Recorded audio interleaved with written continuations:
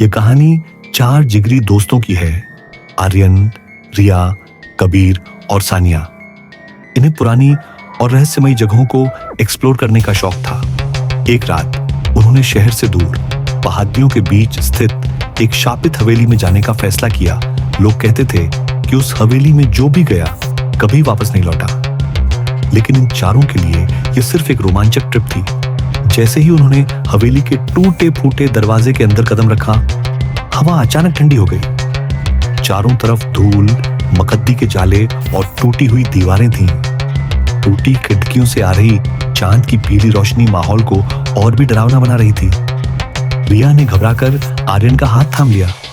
कबीर अपनी टॉर्च जलाकर आगे बढ़ा, लेकिन कुछ ही दूर जाने पर टॉर्च की रोशनी अचानक मध्यम पड्डा से हच गई।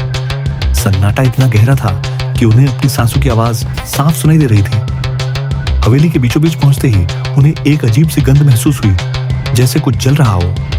तभी उनकी नजर एक कोने में रखी हुई पुरानी लकड़ी के तख्त पर पड़ी। उस पर खून जैसे लाल रंग के अक्षरों में चमकते हुए लिखा था, माँ ऊट का खेल। ये क्या है? सानिया की आवाज कांप रही थी। आर्यन ने सबको शांत रहने को कहा, पर उसके चेहरे पर भी साफ हवाइयां उड्डी डच रही थीं।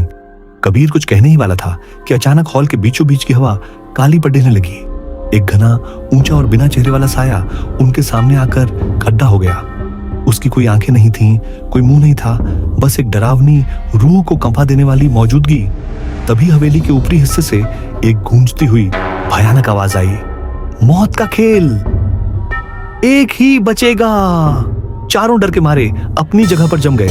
रिया और सानिया एक दूसरे से चिपटकर रोने लगीं। आर्यन ने भागने के लिए दरवाजे की तरफ देखा, लेकिन तभी उसने कुछ ऐसा देखा जिससे उसका दिल हलक में आ गया।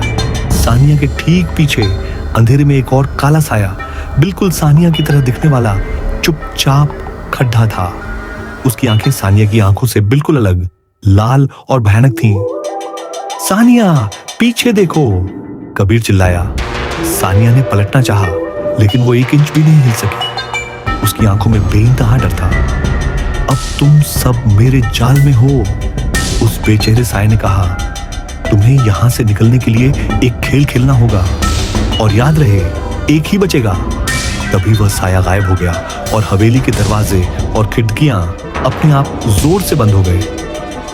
अब चारों दोस्त उस शापित हवेली में कैद थे, जहां उनकी दोस्ती का इम्तिहान मौत के खेल से होने वाला था।